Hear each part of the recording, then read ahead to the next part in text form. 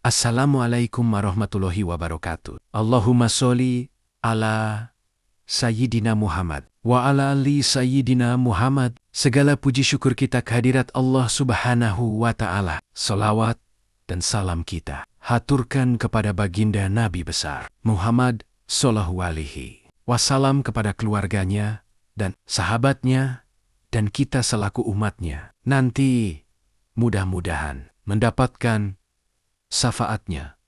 Amin. Dan jangan lupa like, komen, dan subscribe-nya.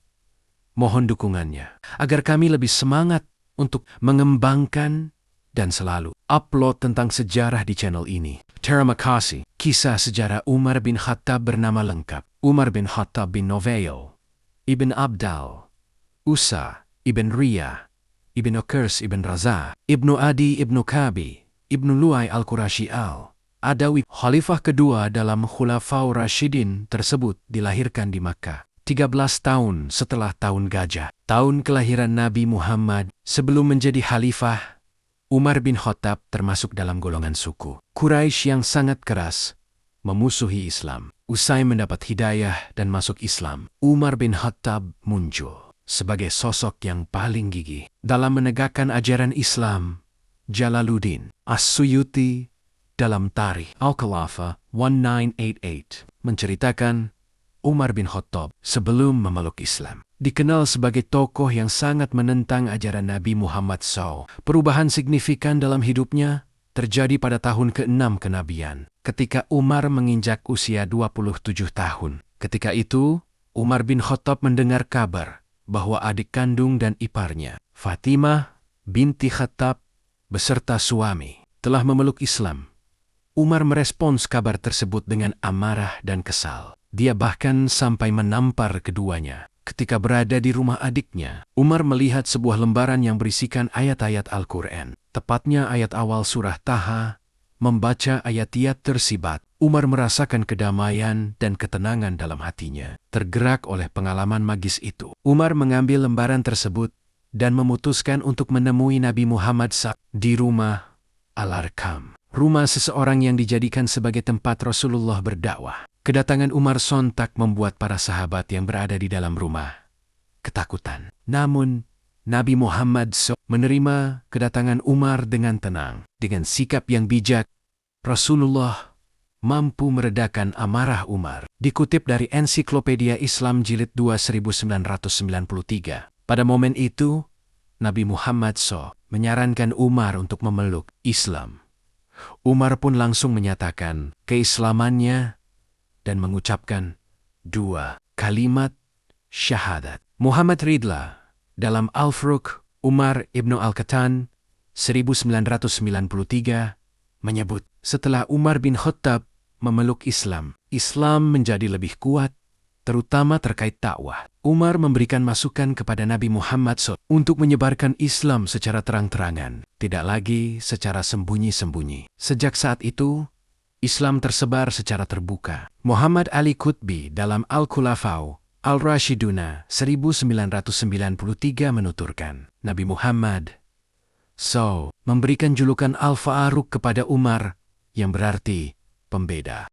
Hal itu karena melalui Umar, Allah menunjukkan perbedaan antara yang benar dan salah. Umar bin Khattab juga menjadi penasihat terdekat Nabi Muhammad SAW dan terus mendukungnya sepanjang hidup. Kesaksian perubahan Umar menjadi salah satu momen bersejarah dalam perkembangan Islam. Rangkuman kisah Umar bin Khattab diangkat menjadi khalifah. Dalam sejarah peradaban Islam 2005 menjelaskan, Umar bin Khattab diangkat menjadi khalifah saat kepemimpinan Abu Bakar, yang berlangsung selama kurang lebih 2 tahun.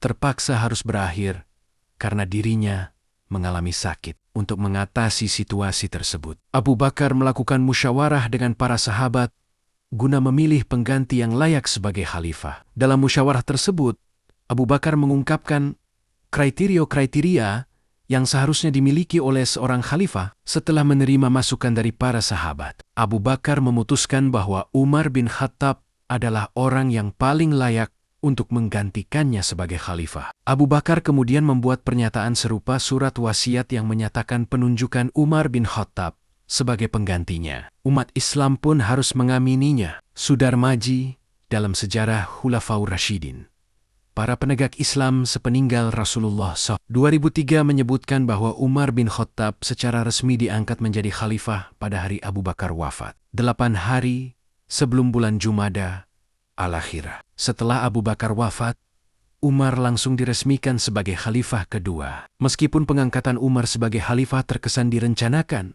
karena tidak melalui musyawarah langsung, tidak ada masalah yang timbul di kalangan Muslim. Umar bin Khattab memimpin kekhalifahan Rasyidin selama sekitar 10 tahun, dari tahun 634 hingga 644 Masehi, wafatnya Umar bin Khattab. Keberhasilan Khalifah Umar bin Khattab dalam memerdekakan negara-negara dunia menimbulkan rasa iri dan dendam dari para musuh Islam, terutama Yahudi dan Persia. Berbagai upaya pembunuhan dilakukan terhadap Umar, hingga pada suatu subuh 25 Zulhijjah tahun 23 Hijriah, ketika Umar sedang salat di mihrab masjid, ia diserang oleh Abu Luluh Fairuz. Ia merupakan budak yang awalnya beragama Majusi dan tinggal di Romawi. Izzuddin Abu Al-Hazan Ali dalam Usud Al-Ghaba fi Ma'rifah Al-Syihaba 1971 menyebut, Abu Luluh menggunakan belati dengan 2 mata untuk menikam Umar sebanyak 3 atau 6 kali. Salah satu tusukannya mendarat di bawah pusar hingga uret-uret dalam perut Umar terputus. Akibat tusukan itu, Umar jatuh tersungkur.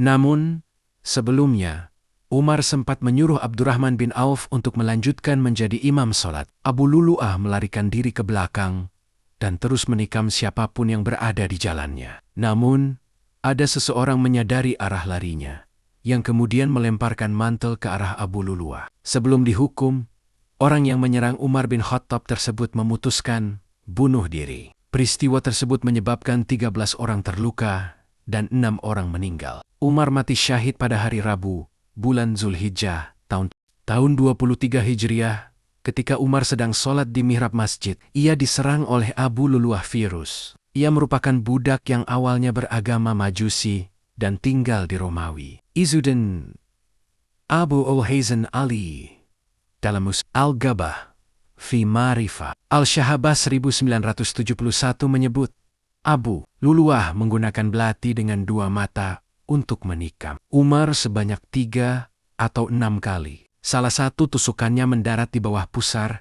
hingga urat-uret dalam perut Umar terped. Akibat tusukan itu, Umar jatuh tersungkur. Namun, sebelumnya Umar sempat menyuruh Abdurrahman bin Auf untuk melanjutkan menjadi imam sholat. Abu Luluh melarikan diri ke belakang dan terus menikam siapa pun yang berada di jalannya. Namun, ada seseorang menyadari arah larinya, yang kemudian melemparkan mantel ke arah Abu Luluh. Sebelum dihukum, orang yang menyerang Umar bin Khattab tersebut memutuskan bunuh diri. Peristiwa tersebut menyebabkan 13 orang terluka dan 6 orang meninggal. Umar mati syahid pada hari Rabu, bulan Zulhijjah, tahun 23 hari, setelah memimpin sebagai khalifah selama 10 tahun 6 bulan. Teladan yang bisa ditiru dari Umar bin Khattab. Ada beberapa kesimpulan dari kisah Umar bin Khattab yang bisa diambil. Salah satunya adalah teladan yang baik dalam memimpin dan mengembangkan peradaban Islam. Sebagai salah satu sahabat Nabi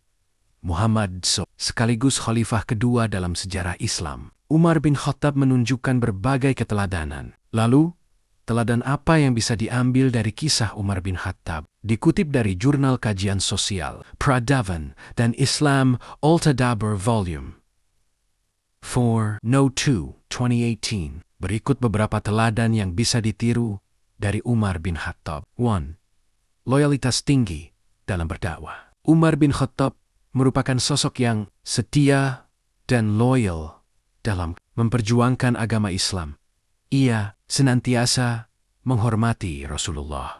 Ia juga tekun mengikuti ajaran-ajaran Islam, selalu taat beribadah, serta memiliki kesadaran tinggi akan kehadiran Allah dalam setiap aspek kehidupannya. 2. Pemberani dalam memperjuangkan kebenaran. Umar bin Khattab menunjukkan keteguhan dan keberanian yang luar biasa dalam memperjuangkan kebenaran. Ia tidak gentar mengambil tindakan tegas dan selalu berani menghadapi setiap tantangan yang mengancam keberlangsungan Islam. 3. Pemimpin yang peduli dan bertanggung jawab. Umar bin Khattab dikenal sebagai pemimpin yang sangat peduli dan bertanggung jawab terhadap rakyatnya. Sikap perhatiannya tercermin dalam kebiasaannya melakukan pengawasan langsung, bahkan dengan cara berkeliling kota sendirian, guna memastikan kesejahteraan dan kehidupan yang baik bagi rakyatnya. Semoga kita bisa mengambil hikmahnya dari kisah ini.